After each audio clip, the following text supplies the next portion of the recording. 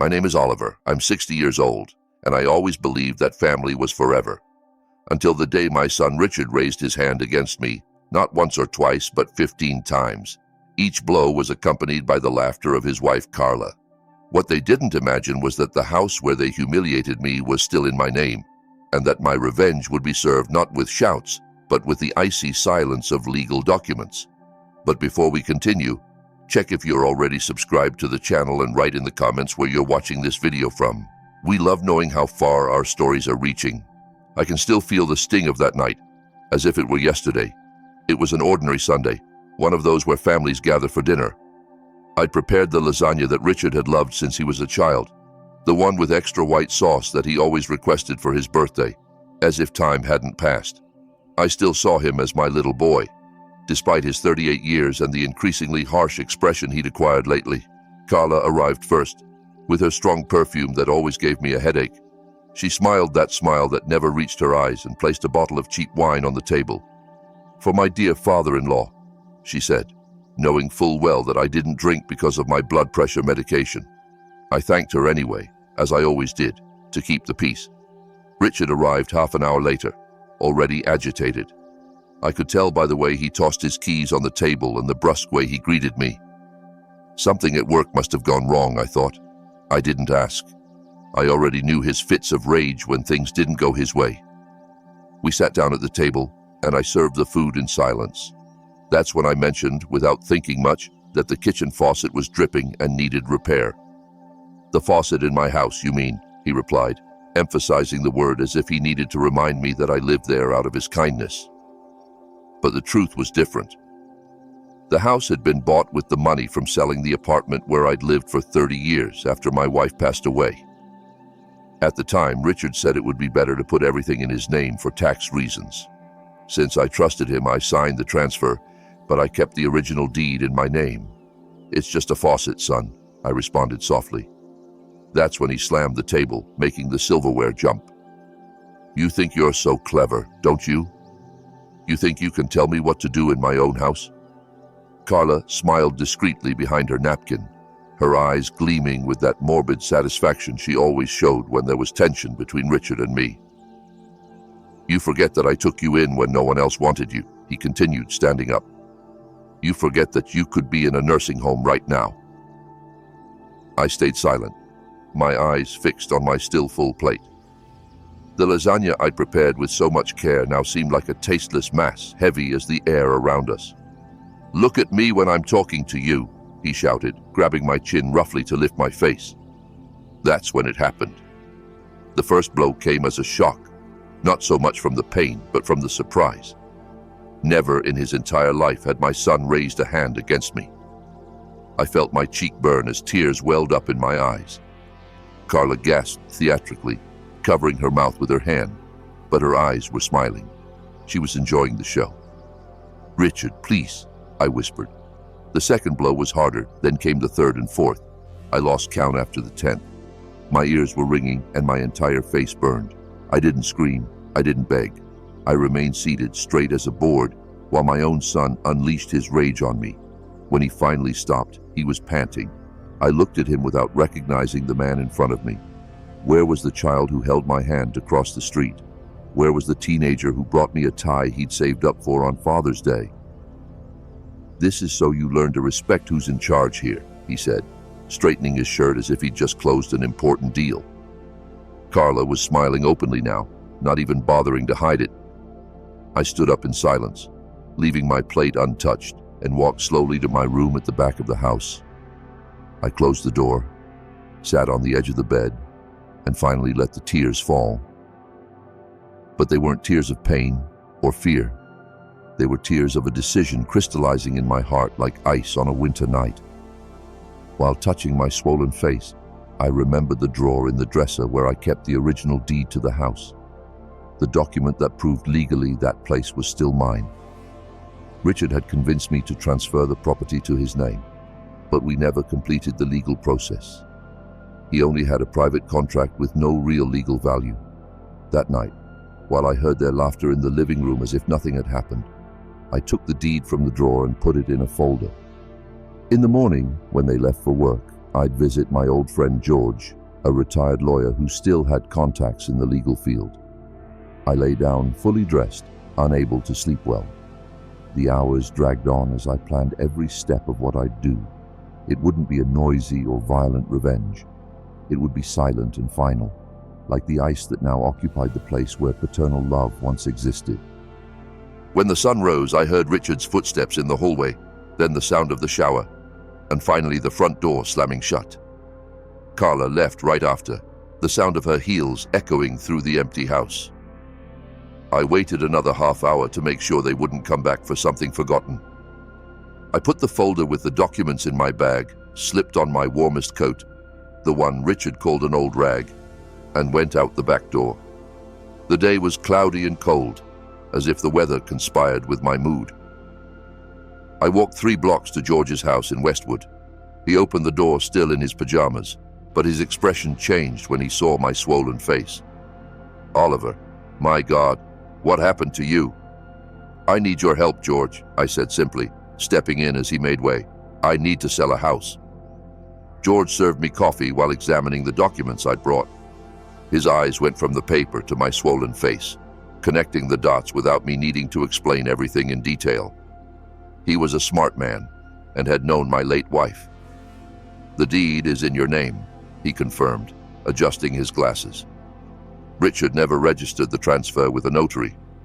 Legally, the house is still yours, Oliver." I felt a cold relief wash over my body. "So, can I sell it?" "Yes, you can," George replied, setting his cup on the table. "But are you sure about this? He's your son, after all." I lightly touched my swollen cheek. "A son who did this in my own house, in front of his wife who laughed at me. I'm sure, George." He nodded gravely. "I know a couple looking for a house in that area in Beverly Hills. They can pay cash and close the deal quickly if that's what you want." "That's exactly what I want," I replied. "I want everything done while they're at work. I want Richard to come home today and find strangers living there." George hesitated. "Oliver, this is fair." "It is fair, George. I'm not asking for anything more than what belongs to me by right." He didn't argue further. Instead, he picked up the phone and started making calls. First to the interested couple, then to a notary friend of his in Century City, then to a moving company. As I watched him organize everything, I felt light for the first time in years. Before noon, I was signing the sale papers at a notary's office in downtown Los Angeles. The buying couple, the Mendozas, seemed kind and excited about the sudden purchase. They didn't ask about the strange circumstances, perhaps because the discount on the price was too attractive to raise questions. "Can you move in today?" I asked as I handed them the keys. "The house is furnished, but you can do what you want with the furniture." "I don't want anything from that place." Mrs. Mendoza took my hands in hers. "Thank you for selling us your house. We've always dreamed of living in that neighborhood." I didn't have the courage to tell her that place was no longer a dream for me, but a nightmare. I simply smiled and wished them happiness. George accompanied me to the bank to deposit the sale money. "What are you going to do now, Oliver? Where are you going to live?" "I have a friend in Santa Fe who always offered me a room. I'll stay with him for a while until I decide what to do with the money. Maybe buy a small apartment for myself. In truth, I already knew exactly what I'd do. Part of the money would be donated to an organization that shelters victims of domestic violence. The rest would buy a small ranch on the outskirts of Austin, where I could have the peace I deserved after decades of caring for others." As we walked, George stopped suddenly. "Oliver, aren't you going to take your personal things, clothes, documents, photos?" I shook my head. "I already took the essentials last night. The rest are just things. I can buy others." The truth was, I didn't want anything that reminded me of that life, not even the photos of Richard as a child. That smiling boy in the pictures had died long ago, replaced by the man who raised his hand against his own father. By noon, the moving trucks were already at the house, loading the Mendoza's furniture. George had explained the situation to them, asking for discretion. They agreed to finish the move before 6 p.m., the time Richard usually returned from work. I didn't go there to watch. I didn't want to see that house ever again. Instead, I took a cab to the bus station in Union Station and bought a ticket to Santa Fe. While waiting for the bus, I sent a message to my friend Elias, letting him know I was on my way. "Did something happen, Oliver?" He replied almost immediately. "I'll tell you when I get there," I typed. But yes, a lot has happened. As I sat on the waiting bench, I imagined Richard coming home, inserting the key in the lock, only to find it no longer worked. I visualized his face. Upon finding strangers in his living room, the panic in his eyes as he realized he no longer had a place to call his own. Should I feel guilty? Maybe. But every time that guilt threatened to surface, I touched my still sore face and remembered Carla's laughter. No, there was no room for guilt, only for the cold justice I'd served. The bus arrived, and I boarded with just a small suitcase containing some changes of clothes and the now canceled deed to the house. When the engine started and we began to pull away from the city, I felt as if an enormous weight had been lifted from my shoulders. My phone started ringing incessantly 2 hours later. Richard, Carla, Richard again. I could imagine the chaos they were living through. I turned off the device and looked out the window, watching the landscape gradually change from urban to rural. Elias was waiting for me at the Santa Fe bus terminal with a firm handshake. Upon seeing my face, he gasped, "My God, Oliver, who did this to you?" "My son," I replied simply, finally allowing myself to break down in the presence of my decades-long friend. "But it's over now." He took me to his house on the outskirts of the small town, a cozy place with views of mountains that seemed to embrace the horizon. We sat on his balcony with cups of hot tea while I told him everything that had happened. "You sold the house while they were at work?" Elias asked incredulously. I nodded. "The house was mine. It always was. Richard just believed it was his." Elias shook his head, impressed. "And now, what are you going to do?" I looked at the mountains in the distance, feeling a peace I hadn't experienced in years. "I'm going to start over, Elias. At 60, I'm going to start over." That night, I turned on my phone briefly to check the time and found dozens of messages and missed calls. Most were from Richard, alternating between desperate pleas and furious threats. Some were from Carla, accusing me of ruining their lives. There were also messages from unknown numbers, probably lawyers they'd hired in a hurry. One message in particular caught my attention. It was from George. "It's done, Oliver. The Mendozas are already settled in and changed the locks. Richard showed up shouting, but they called the police. Everything is legally protected. Rest in peace." It wasn't a rest in peace of death, but of life, a new life that I'd built from the ashes of the old. I turned off the phone again and looked at the stars dotting the Santa Fe sky. For the first time in a long time, I felt I could breathe fully. The mountain air filled my lungs like a promise of freedom. The first days at Elias's house were strange. I woke up startled in the middle of the night, confused about where I was. My heart racing as I remembered the events.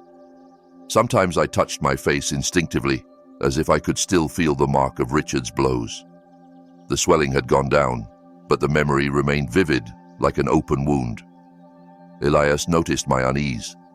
One morning, while we had coffee on the balcony, he patted my shoulder. "You did what you had to do, Oliver. Don't carry guilt for that." "It's not guilt," I replied, watching a hummingbird visit the garden flowers. "It's strangeness. For 38 years, I was Richard's father. I built my life around that. And now you're just Oliver," Elias completed with a kind smile. "Oliver who can do what he wants without answering to anyone." There was a terrifying freedom in those words. Who was Oliver without the role of sacrificial father?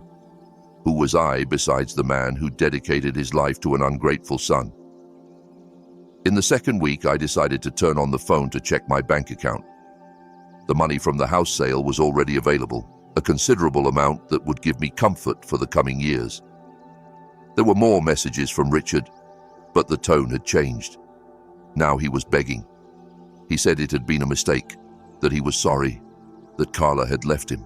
The last messages were almost incoherent, mixing rage and desperation. One made me pause. "I'm sleeping in the car, Dad. I have nowhere to go. Please forgive me." I felt a pang in my chest, that paternal instinct that never completely disappears. For a moment, my fingers hovered over the keyboard, about to respond. But then I remembered Carla's laughter, the sound of his hand against my face, the humiliation I felt sitting at that table while they enjoyed my pain. I turned off the phone without replying. The next day, we visited a local real estate agency. There was a small ranch for sale nearby. Nothing too big, just a half-acre plot with a modest house, some fruit trees, and a stream crossing the back of the property. It was perfect. "Are you sure?" Elias asked when I showed immediate interest. "Don't you want to think about it a bit more?"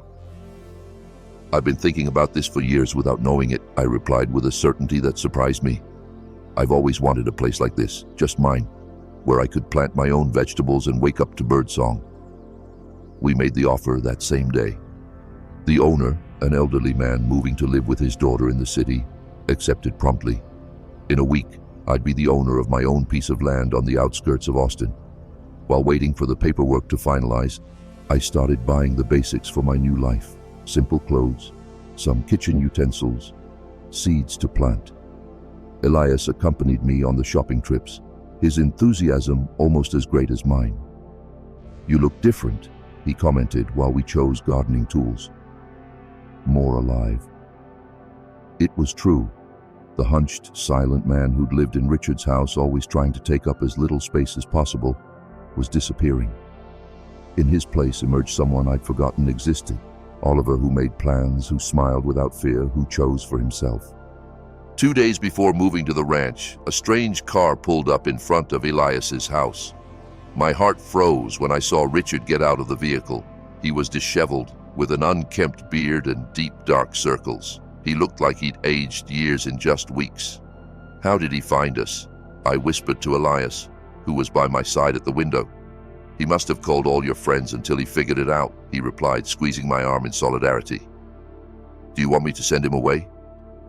I took a deep breath, feeling the initial fear give way to a cold calm. "No, I'll talk to him."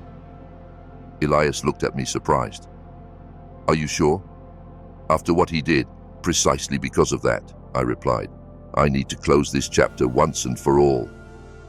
I stepped out onto the balcony as Richard approached slowly, like a wounded animal. When he saw me, he stopped uncertainly. His eyes scanned my face, where the last traces of bruises were still visible. "Dad," he began, his voice choked. I raised my hand, interrupting him. "Don't call me that. You lost that right that night." He swallowed, his eyes filling with tears. "Please, let me explain. I was drunk. I had problems at work. Carla was pressuring me." 15 times, I said simply.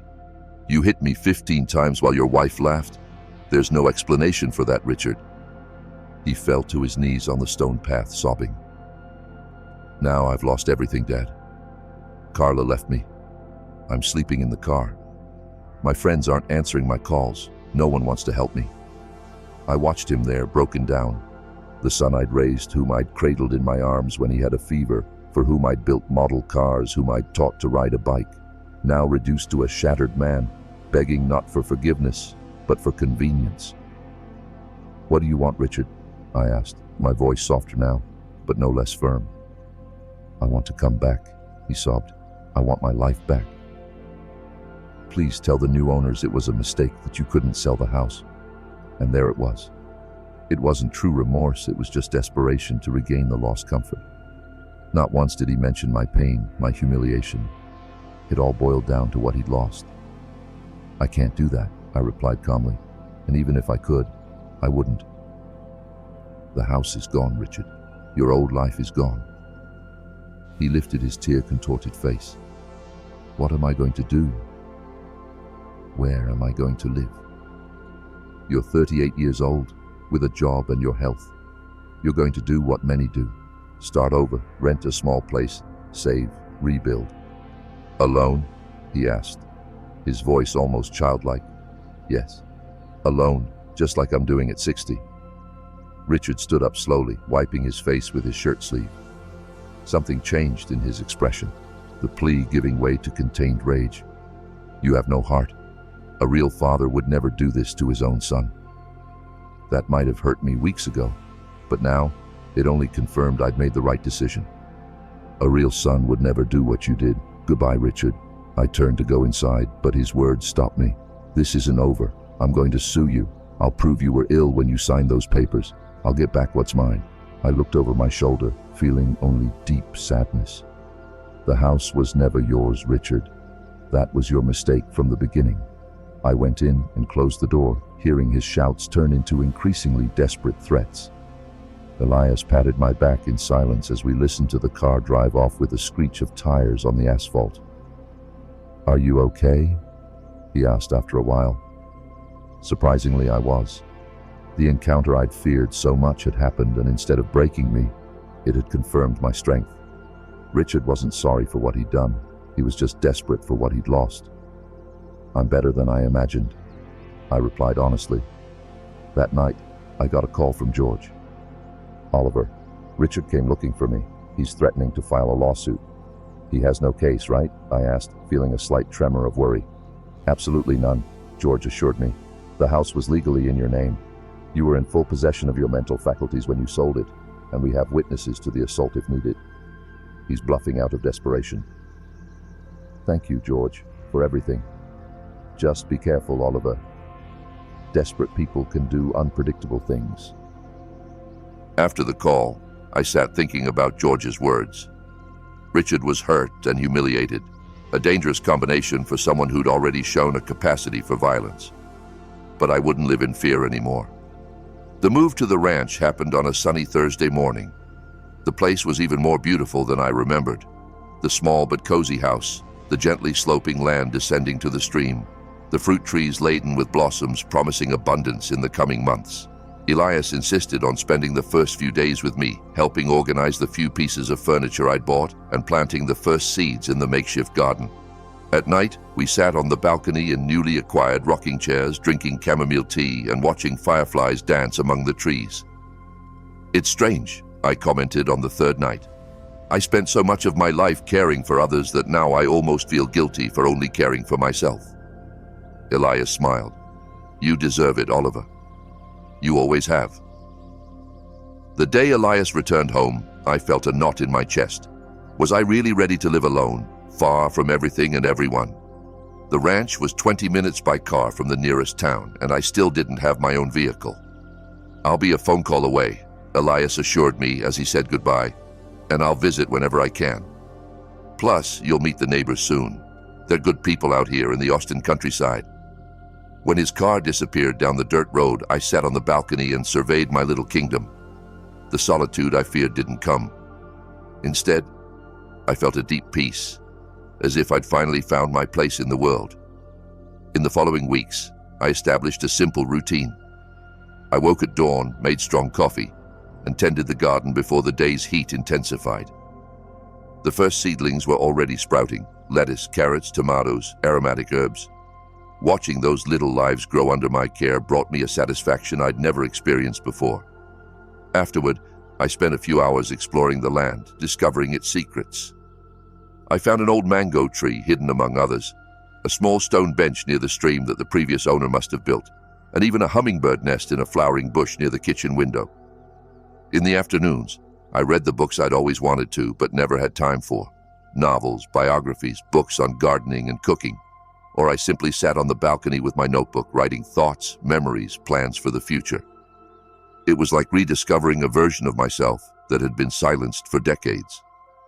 The nearest neighbors, the Fernandezes, came to introduce themselves after a week, a retired couple who grew coffee on a larger ranch a mile away.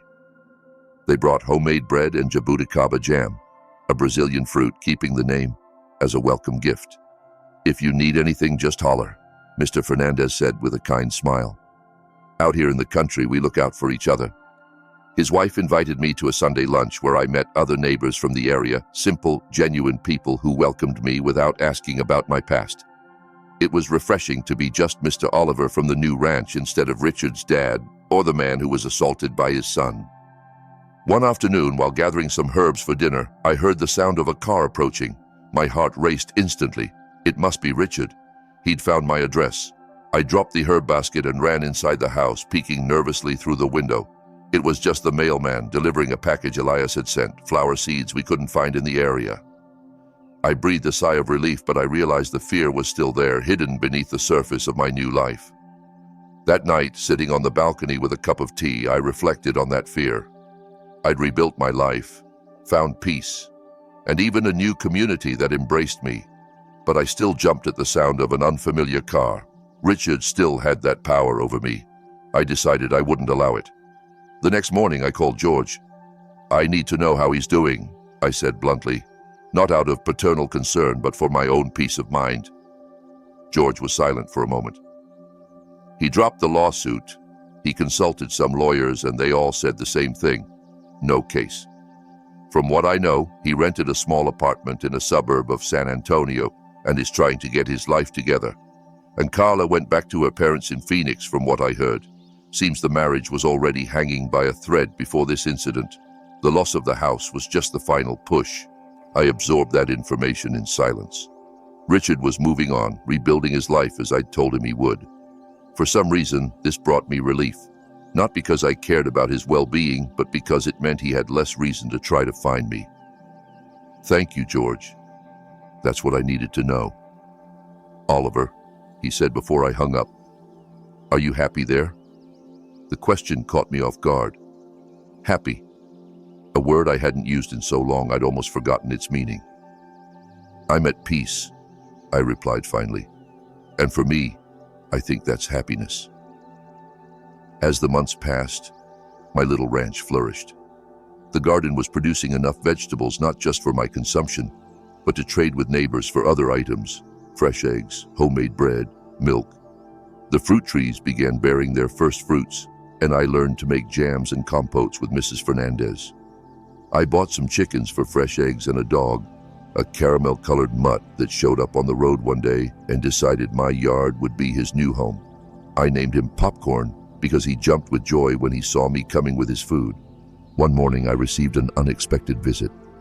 It was Elias, accompanied by an older man I didn't recognize immediately.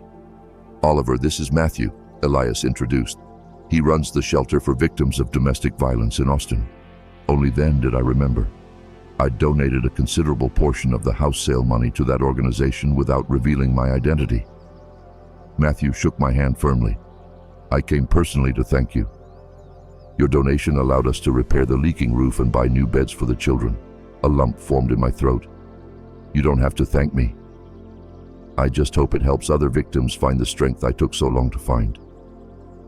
"You're an example to all of us," Matthew said with teary eyes. "Elias told me your story. What you did takes a courage few have. I didn't consider myself courageous. I'd only done what was necessary to survive. But seeing the gratitude in that man's eyes, I realized my story could mean something to others besides myself." That same day, after the visitors left, I sat at the kitchen table and began writing, not a simple journal entry, but the start of a book. My story told not with anger or bitterness, but as a testament that it's never too late to start over, to demand respect, to find peace. I wrote every night for weeks, the words flowing like the stream crossing my property, sometimes calm, sometimes turbulent, but always moving forward. I wrote about the blows, the humiliation, the house sale, my rebirth on the ranch. I wrote without reservation, putting on paper pains I'd never shared with anyone. When I finished the manuscript, I sent it to Elias, who showed it to a friend who worked at a small publishing house. To my surprise, they were interested in publishing it. "Your story can help other victims find their own strength," the editor said over the phone, "especially older ones who believe they're trapped in abusive situations." The launch of the book, Starting Over at 60, happened in a small bookstore in the city 6 months later. I was nervous, unsure if I'd done the right thing by exposing my life so openly. What if Richard read it? What if he tried to stop me? But when I saw the room full of people, some young, some middle-aged, many older like me, I realized my story no longer belonged just to me. It was a beacon for others still lost in the darkness I knew so well. "How did you find the courage?" one gentleman asked during the signing session, his trembling hands holding my book. I thought for a moment before answering. It wasn't courage I found first. It was dignity. The courage came after, when I realized I deserved more than what I was getting. He nodded with tears in his eyes and whispered a thank you that carried the weight of decades of silence. At the end of the event, when the bookstore was almost empty, I noticed a man standing near the door. My heart skipped a beat when I recognized Richard, thinner, older, watching me from afar with an expression I couldn't decipher. Our eyes met across the nearly empty bookstore. Richard didn't approach. He just stood there like a statue near the door. I felt my body tense, instinctively preparing for a confrontation. Elias, who was beside me organizing the unsold books, sensed my tension. "It's him," he whispered, following my gaze. I nodded slightly, unable to look away from the man I'd once called son. He looked different, not just thinner, but somehow diminished, as if he'd shrunk inside his own clothes.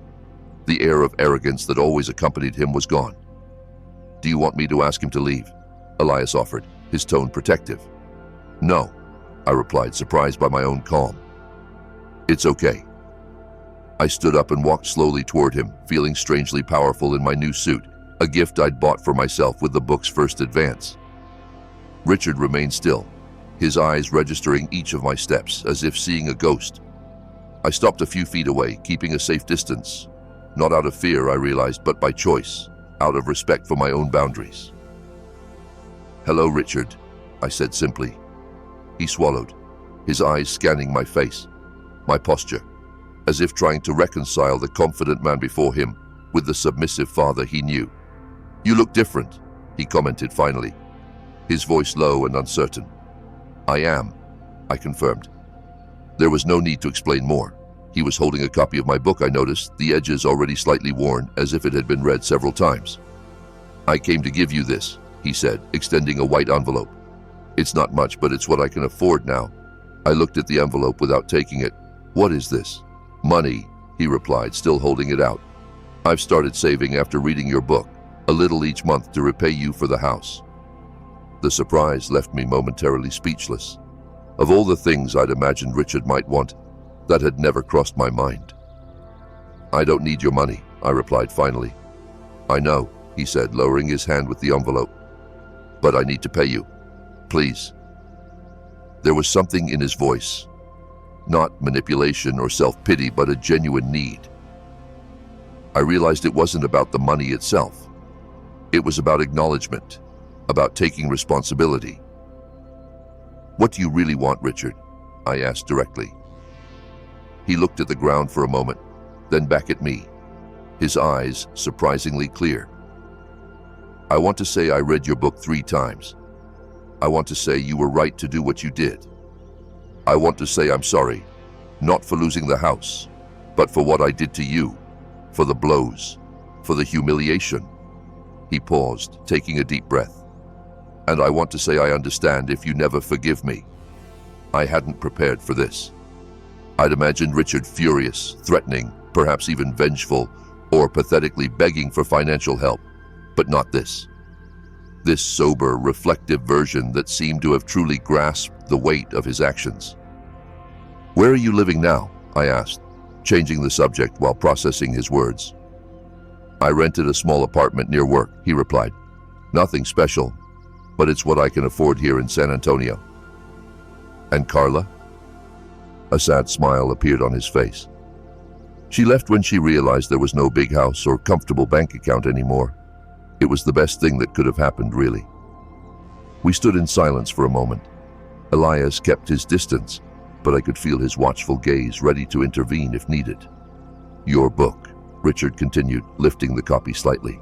"It's powerful. It hurt to read it. A lot, but I needed it.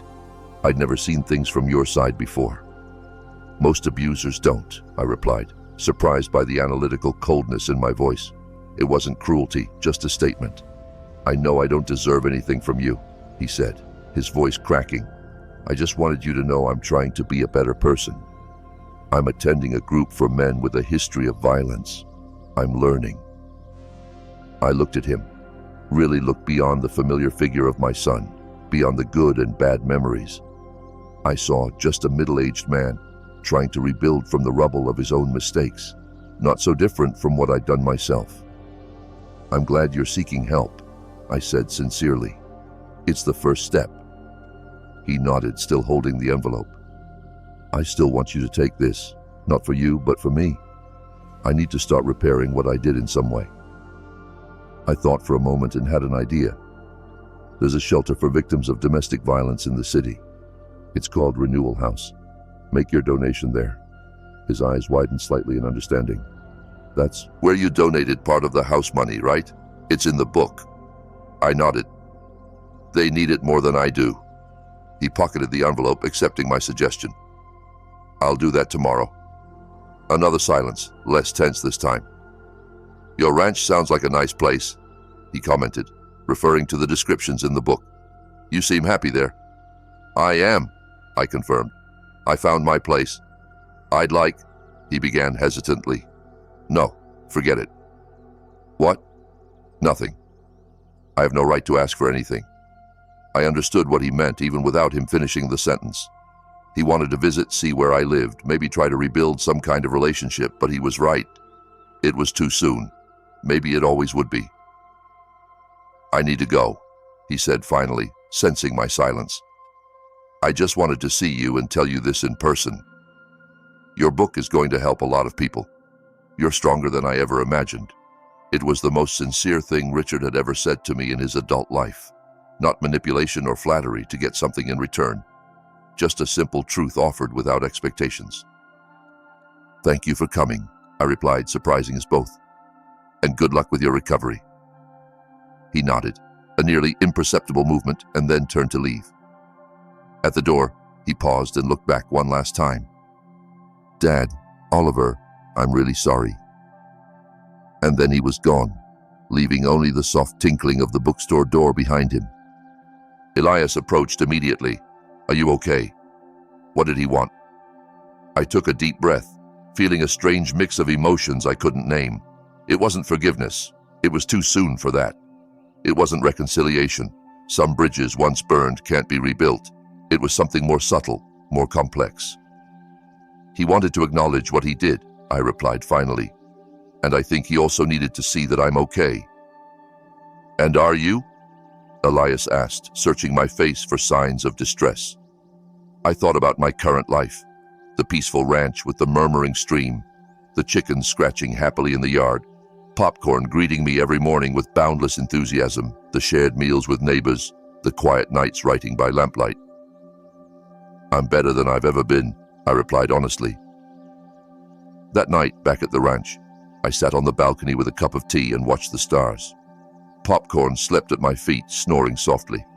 The encounter with Richard had stirred feelings I thought I'd buried, but not in the way I'd feared.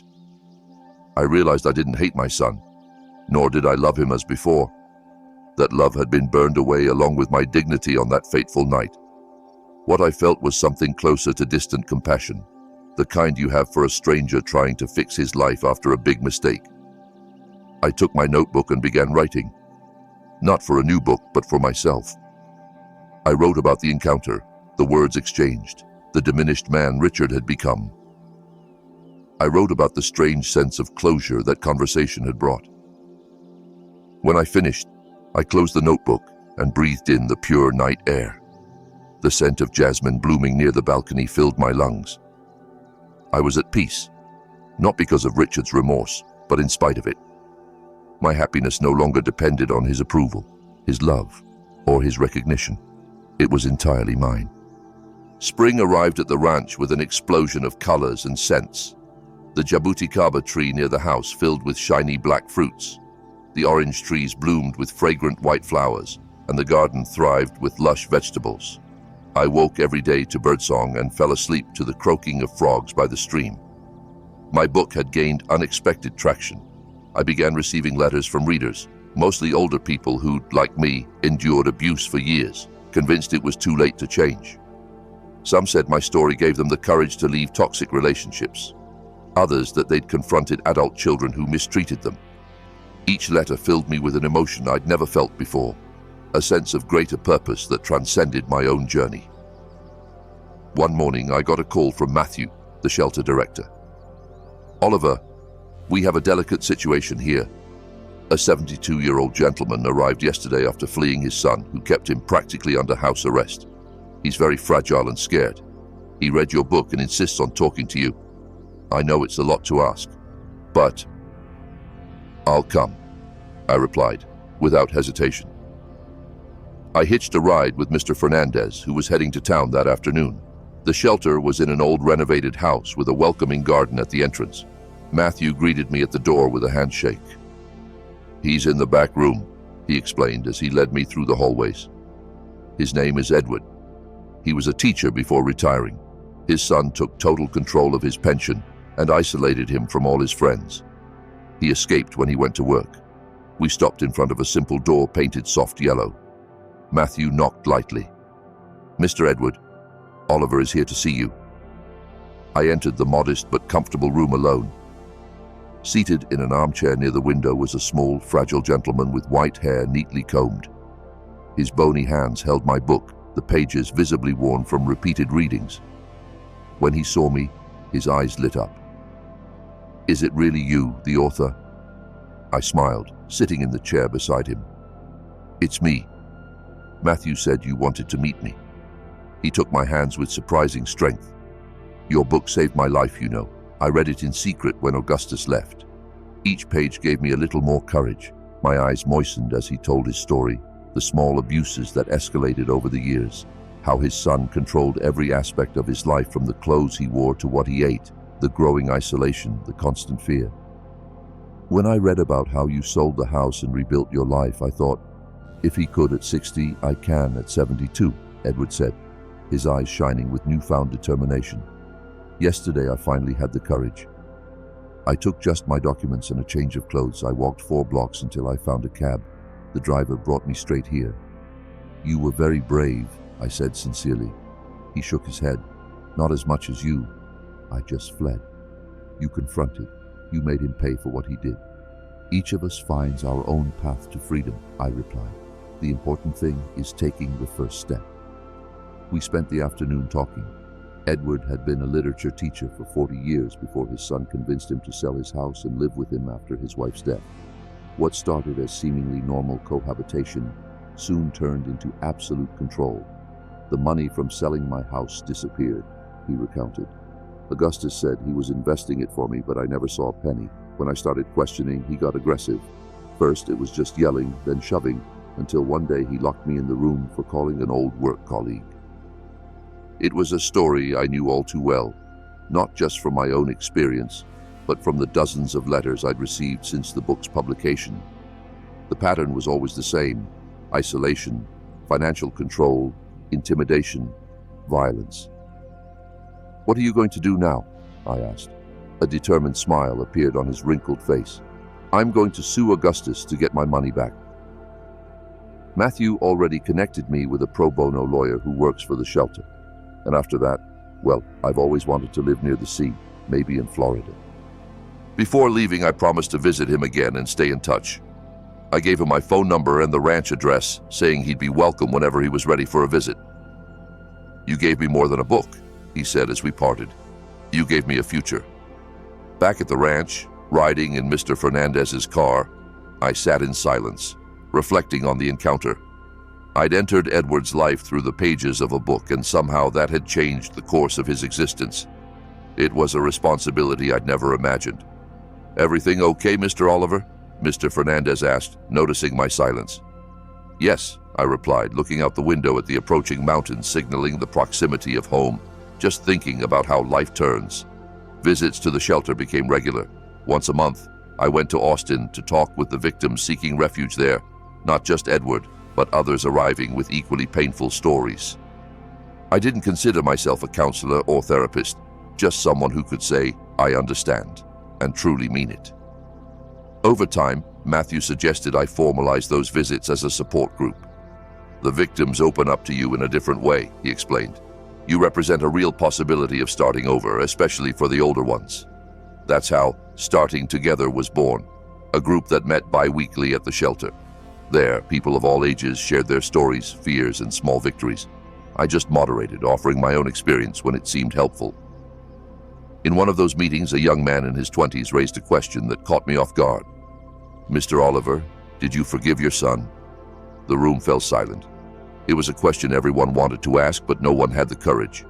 I thought about the encounter with Richard in the bookstore, the letters he'd sent afterward. Respectful letters without demands, just updates on his life and progress in therapy. letters I read but rarely responded to. I'm not sure if forgiveness is the right word, I replied honestly. I understand he's trying to change. I accept his apologies as genuine, but some breaks are permanent. What we had no longer exists and never will in the same way. But you still consider him your son, the young man insisted. I took a deep breath. Richard will always be my son biologically, but our relationship, if we ever have one again, will be completely different, based on mutual respect and clear boundaries, not family obligations or automatic forgiveness. And is that enough for you? I looked out the window at the shelter's garden where some children played, sons and daughters of victims who'd found the courage to break cycles of violence. It's more than enough, I replied, because my happiness no longer depends on him, it depends only on me. On the way back to the ranch that day, I stopped in the central square of the small town to buy fruit. While choosing some apples, I heard someone call my name. It was George, my old lawyer friend, who was passing through the area. "Oliver, what a pleasure to see you," he exclaimed, approaching with a genuine smile. "You look radiant." We chatted for a few minutes, updating each other on our lives. George had fully retired and now dedicated himself to painting, a youthful hobby he'd abandoned for his legal career. "I spoke with Richard last week," he commented casually. "He called to thank me for the advice I gave him when he wanted to sue you. He said it was the best thing I did for him, stopping him from making another mistake." I nodded, not knowing quite what to say. It was strange to hear news of my son through third parties, as if he were just a distant acquaintance. "He's really trying, Oliver," George continued. "I'm not defending what he did, never would. I just thought you'd like to know." "Thank you for telling me," I replied sincerely. "I hope he finds his way." As I drove back to the ranch, I thought about that strange web of connections life weaves. Richard, who'd been the center of my universe for so long, was now a peripheral figure. And I, who'd lived in the shadows for decades, was now at the center of a community of victims finding strength in each other. The second anniversary of my move to the ranch arrived with the scent of blooming orange trees. I decided to celebrate with a Sunday lunch, inviting the people who'd become important in my new life. Elias, the Fernandeses, Matthew, some people from the support group who'd moved on, including Edward, who now lived in a small apartment by the sea as he'd dreamed in Florida. Sunday morning dawned perfect. Blue sky, pleasant temperature, a light breeze rustling the tree leaves. I woke early to prepare the house and cook. I'd planned a simple but welcoming menu: rice, beans, ranch chicken and sauce with potatoes from my garden, fresh green salad, and for dessert, a corn cake with anise that my mother used to make. While cooking, Popcorn dozed lazily near the stove, occasionally opening an eye to check if any food scrap might accidentally fall his way. The house was spotless, not luxurious but cozy and truly mine. On the walls, I'd framed some watercolors I'd started painting in recent months, encouraged by Elias. They weren't masterpieces, but they captured the simple beauty of my little paradise. The stream, the trees, the sunrise from the balcony. The guests began arriving around noon. Elias was first, bringing a lemon pie as his contribution. The Fernandeses came next with a bottle of their special coffee. Matthew arrived with 2 people from the shelter I didn't know yet, introducing them warmly. Edward showed up with a childhood friend he'd reconnected with after decades of forced separation. We set up a large table on the balcony, covering it with a colorful embroidered tablecloth I'd bought at the town market. Conversations flowed naturally. Laughter echoed across the land. Stories shared without rush. I observed that diverse group gathered at my home. People I hadn't even known 2 years ago, but who now formed an integral part of my daily life. After lunch, as we served coffee, I heard the sound of a car approaching on the dirt road. I wasn't expecting anyone else. All the guests exchanged curious glances. "Are you expecting someone else, Oliver?" Elias asked. "No," I replied, standing to see who it was. My heart quickened when I recognized the car parking under the shade of a mango tree. It was Richard. A tense silence fell over the table. Elias came to my side protectively. "Do you want me to ask him to leave?" he whispered. I looked at my guests, people who knew my story, who knew who Richard was and what he'd done. Some looked concerned, others curious. Edward had a particularly tense expression, perhaps reliving his own traumas. "No," I replied finally. "I'll talk to him." I walked to the car with firm steps. Richard got out hesitantly, dressed in a simple shirt and jeans. He seemed nervous, holding a small wrapped package in his hands. "Sorry to show up unannounced," he said as I approached. I called several times, but no one answered. "We're having lunch," I explained, gesturing to the table on the balcony with a nod. "It's the 2-year anniversary of my move here." He looked at the guests, who made no effort to hide that they were watching our interaction. "I didn't know you had company. Can I come back another day?" I hesitated. Part of me wanted to say yes, come back another day, or better, never come back. But another part, one that surprised me, wanted to close this chapter once and for all. "What do you want, Richard?" I asked directly. He extended the small package. "I brought this for you. Your 62nd birthday is next week. I didn't want it to go unnoticed." I was surprised he remembered the date. In the last years living in his house, my birthday rarely got more than a hasty murmured "Happy birthday." "May I?" he asked, indicating the package. I nodded, taking it carefully. It was light, wrapped in simple paper with a discreet ribbon. "Thank you." An awkward silence settled between us. Richard looked at his feet, then at the house, the land, anywhere but my eyes. "Your ranch is nice," he commented finally. "Just like you described in the book." "It's my home now," I replied. He nodded. "You look good. Happy." "I am," I confirmed. More silence. Behind me, I could feel the attentive gazes of my guests, especially Elias, always protective. "Richard, I have guests," I said gently but firmly. "Why don't you tell me what really brought you here?" He took a deep breath, finally meeting my gaze. "I'm moving south to Tucson. I got a job there. I leave next week. The news caught me off guard." "Oh, that's good for you, I think." "Yes, I think so," he replied. "It's a new start, away from the memories and people who knew the man I was." He paused, swallowing. "I needed to see you before I left. To tell you in person that I'm still sorry that your book changed my life as much as yours, that I understand now what I did, even if it took me too long." His words were sincere, I could tell. There was no manipulation or self-pity in them, just the raw simplicity of truth. "I hope you find what you're looking for there," I replied honestly. Richard looked at the balcony where my friends tried to disguise their attentive observation. "You've built a nice life here, new people, new purpose." He smiled sadly. "I'm truly happy for you." In that moment, I felt something shift inside me. It wasn't forgiveness. Some wounds are too deep to heal completely. It was more like releasing a burden I didn't even know I still carried. Richard no longer had power over my happiness or peace. He was just someone from my past following his path as I'd followed mine. "Thank you for coming to say goodbye," I said, "and good luck in Tucson." He nodded, seeming to understand that this was the closure we both needed. No emotional hugs, no promises of reconciliation, just a mutual, respectful acknowledgement of our separate paths.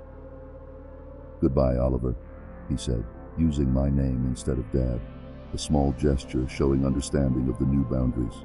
"Goodbye, Richard." He got into the car and drove off slowly down the dirt road, raising a small cloud of dust behind him. I stood there watching until the vehicle disappeared around the bend, the small gift still in my hands. When I returned to the balcony, everyone was looking at me with expressions ranging from concern to curiosity. Elias was the first to speak. "Are you okay?" Surprisingly, I was. Better than I'd imagined possible. "Yes," I replied, taking my seat at the table. "He came to say goodbye. He's moving south." "And is that the end?" Edward asked softly, his wise eyes reading beyond my words. I thought for a moment before answering. "I think it's an appropriate end, not dramatic, not cinematic, just enough." There were understanding nods around the table. Many of those people had lived their own closures, some complete, some partial, all necessary to move forward. "What did he bring you?" Elias asked, indicating the package I'd placed on the table. "I don't know," I replied, beginning to unwrap it carefully. Inside was a small carved wooden box, simple but nice. Opening it, I found a delicate gold wristwatch I recognized immediately. It had belonged to my grandfather, then my father, and finally me. I'd thought it lost during the hasty move from Richard's house. "I found it among the things left behind," said the small note with the watch. "I know how much it means to you. I'm sorry for everything." I touched the watch gently, feeling its familiar, cool texture against my fingers. It was more than an object. It was a piece of my history, a connection to the strong men who came before me, whose lives I never fully knew, whose struggles probably resembled mine in ways I'd never know. "It was my grandfather's," I explained to the guests. "I thought I'd lost it forever." "How good that it's back with you," Mrs. Fernandez commented gently. I put the watch on my wrist, where it belonged. In a way, it was symbolic. The time that had been interrupted now flowed again, marking not just hours and minutes, but the continuity of life with all its breaks and imperfect repairs. The rest of the afternoon passed in a lighter atmosphere. Richard's unexpected visit, instead of spoiling the celebration, had added a note of closure I didn't know I needed. Conversations flowed again, laughter returned, and as the sun began to set, coloring the sky in shades of orange and pink, I felt complete in a way I couldn't explain. After the last guest left, I sat alone on the balcony with popcorn sleeping at my feet. My grandfather's watch gleamed softly in the lantern light, ticking steadily and comfortingly. Thinking about the 2 years that had passed, I realized how far I'd come since that terrible night at Richard's house. The man who trembled under his son's blows, who shrank at his daughter-in-law's malicious laughter, who accepted humiliation in silence, he transformed into someone I barely recognized, not because this new version was a stranger, but because he was who I'd always meant to be. At 62, I'd rebuilt not just a life, but an identity, one based not on sacrifices or family obligations, but on conscious choices and healthy boundaries. I'd discovered that it's never too late to say no to disrespect, no to violence, no to relationships that diminish instead of uplift. And perhaps most importantly, I'd discovered that it's never too late to say yes to yourself. The sun disappeared completely below the horizon, leaving only a final halo of golden light. I stood up, called popcorn, and went into the house I'd made truly mine. Tomorrow would be another day in my new life, a life I'd conquered not just by surviving the blows, but by finding the courage to respond to them, not with more violence, but with a cold, precise determination that changed everything. As I prepared for bed, I thought about the word restart, the title of my book, the theme of the support group, the essence of my journey. Starting over didn't mean erasing the past or pretending the wounds never existed. It meant building something new and better on the scars, using them as foundation instead of letting them be prisons. Richard was starting over in Tucson. Edward was starting over by the sea in Florida. Other victims were starting over at the shelter, in small city apartments, in new relationships they were building. And me, I'd started over here, among orange and jabuticaba trees, with a caramel dog and a murmuring stream, surrounded by people who saw me for who I was, not for what they could extract from me. Time had taught me that revenge doesn't need to be loud or violent to be effective. Sometimes the best response to cruelty is simply refusing to be diminished by it. Building a life so full and joyful that those who try to break us become irrelevant, not out of hate, but out of growth. This was my truth at 62, that life can bloom more beautifully after a devastating storm, that the strongest roots often grow in soil that's been completely turned over, that it's never, ever too late to say, this life is mine. And for any person hearing my story, whether young or old, trapped in abusive relationships or just starting to spot the warning signs, my message is clear. You deserve respect. You deserve peace. You deserve a life that's truly yours. And if I at 60 could find the courage to start over after decades of submission, you can too, no matter your age, your financial situation, your fears. The first step is the hardest, but each step after gets a little easier, until one day you find yourself not walking, but dancing toward a freedom you didn't even know existed. Now, if you like this story, click subscribe and tell me in the comments what part left you speechless. Oh, and don't forget to become a member for access to exclusive videos I don't post here. I'll see you there.